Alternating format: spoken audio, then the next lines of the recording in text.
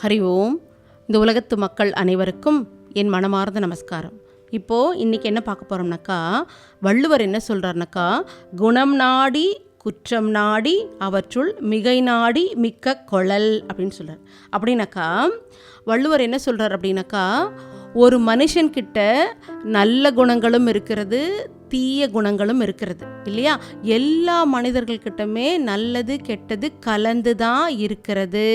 அதனால் யாரையுமே நீ இவன் நல்லவன் இவன் கெட்டவன் பிரித்து பார்க்காதே.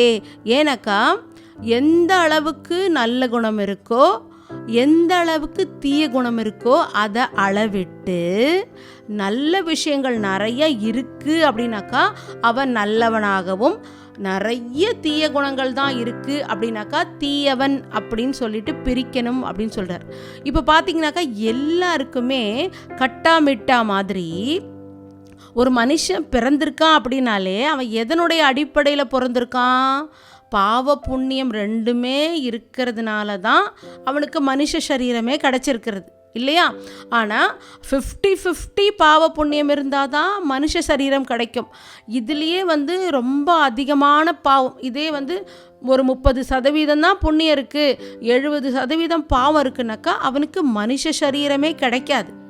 அதனால் இந்த 50-50% ஓரளவுக்கு இருந்தால் தான் இந்த உடல் நமக்கு மனித உடல் கிடைக்கிறது.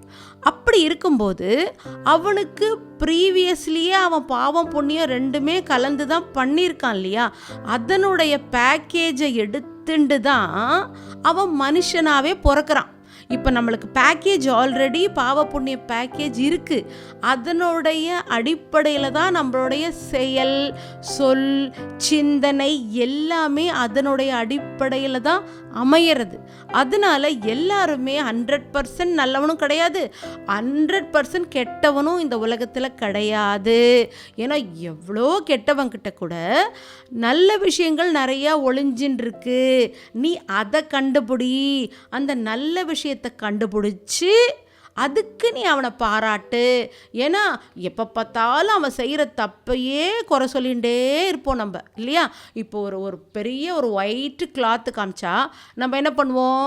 அதில் ஒரு சின்ன புள்ளி கருப்பு இருந்தால் அந்த டாட்டை நம்ம என்ன பண்ணுவோம்? அதில் புள்ளி இருக்கு பாருன்னு சொல்லி அந்த கருப்பை தான் நம்ம ஐடென்டிஃபை பண்ணுவோம் இல்லையா? அந்த மாதிரி பண்ணாதே. ஏன்னாக்கா உனக்குள்ளேயும் நல்லது கெட்டது ஒளிஞ்சின்னு இருக்கிறது. அதே மாதிரி இந்த உலகத்தில் இருக்க எல்லார்கிட்டையுமே நல்ல குணங்கள் கெட்ட குணங்கள் ரெண்டும் கலந்துதான் ஒரு மனிதன் பிறந்திருக்கிறான். அதனால் நீ யாரையும் கெட்டவன் சொல்லி முத்திரை குத்தி ஒதுக்கிறாதே. அவன்கிட்ட இருக்கக்கூடிய நல்ல விஷயத்தை நீ பாராட்ட அவன் என்ன பண்ணுவான்னாக்கா, நம்மக்கிட்ட நல்ல விஷயம் இருக்கும்போது நம்மளை ப்ரைஸ் பண்ணுறாங்க, பாராட்டுறாங்க. அப்படிங்கும்போது அவன் திரும்பவும் தன்கிட்ட இருக்க தவற திருத்திக்கிறதுக்கு முயற்சி பண்ணுவானா. இப்போ பார்த்தீங்கன்னாக்கா நம்ம குழந்தைங்கள என்ன பண்ணுவோம்? நீ இது பண்ணாத, அது பண்ணாத, அது பண்ணாத, இது பண்ணாத, நீ தப்புன்னு நிறைய சொல்வோம் இல்லையா? ஆனால் அவன் நல்லது பண்ணுறான் இல்லையா? நல்ல படிக்கிறதா இருக்கட்டும், இல்லை மற்றவக்கிட்ட பிஹேவ் பண்ணுறதா இருக்கட்டும், நிறைய விஷயங்கள் குழந்தைங்கிட்ட நல்ல விஷயங்கள் இருக்குது. அதை கண்டுபிடி, அந்த நல்லதை கண்டுபிடிச்சி அவனை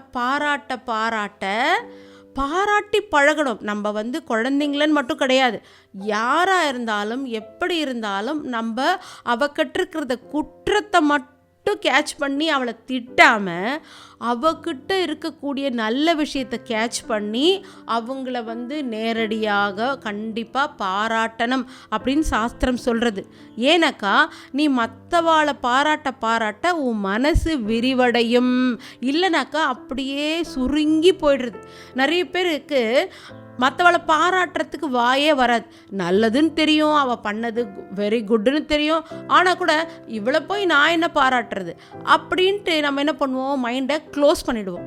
ஏன்னா ஆல்ரெடி எதனா ஒரு வார்த்தை அவள் நம்மளை திட்டியிருப்பா, என்னை அப்படி சொன்னால அவளை போய் நான் பாராட்டுறதா அப்படி நம்ம என்ன பண்ணுவோம்? பண்ண மாட்டோம்.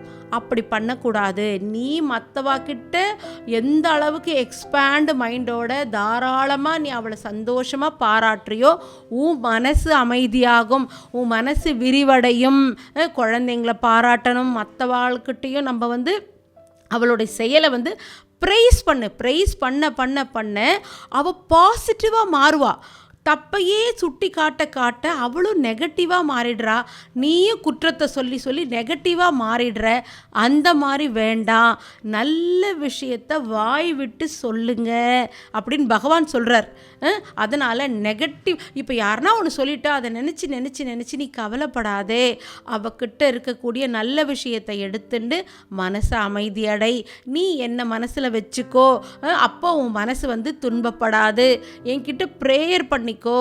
நான் வந்து என் மனசு அமைதியாக இருக்கணும், பொறுமையாக இருக்கணும், நான் பாசிட்டிவாக இருக்கணும், நல்ல வார்த்தை பேசணும், யாரையும் நான் குறை சொல்லக்கூடாது. இப்படியெல்லாம் நீ வந்து ப்ரேயர் பண்ணிக்கோ. அப்போ தான் உன் மனசு முதல்ல அமைதியாக இருக்கும். நீ நல்ல விஷயத்தை சொல்ல சொல்ல உனக்கும் அது புண்ணியமாகும், மற்றவாளும் தவற திருத்திக்கிறதுக்கு அந்த விஷயம் வந்து உதவியாகும். அதனால் நீ குற்றத்தை காணாதே, நல்ல விஷயத்தை பாசிட்டிவான விஷயத்தை நீ அவளுக்கு சொல்லு அப்படின்னு பகவான் சொல்லியிருக்காரு. இந்த விஷயத்தை நாம் இன்னைக்கு மெசேஜாக எடுத்துக்கலாம். ஹரி ஓம். குருவே சரணம்.